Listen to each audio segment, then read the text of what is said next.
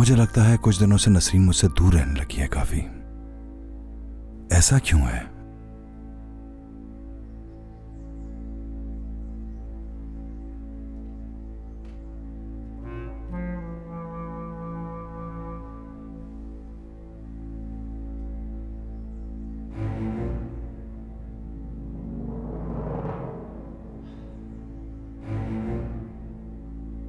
मैं क्या फजूल बातें सोच रहा हूं। हो सकता है कोई और बात हो और वो किसी और चीज को लेकर परेशान हो।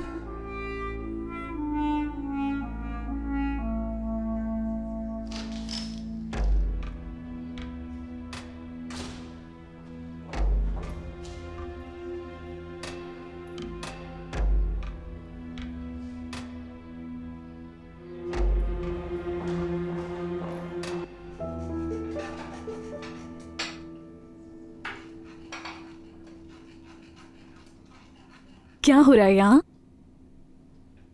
आइए तो बस साहिबा, कुछ चाहिए आपको? क्या मुझे खाना खाने के लिए प्लेट मिल सकती है?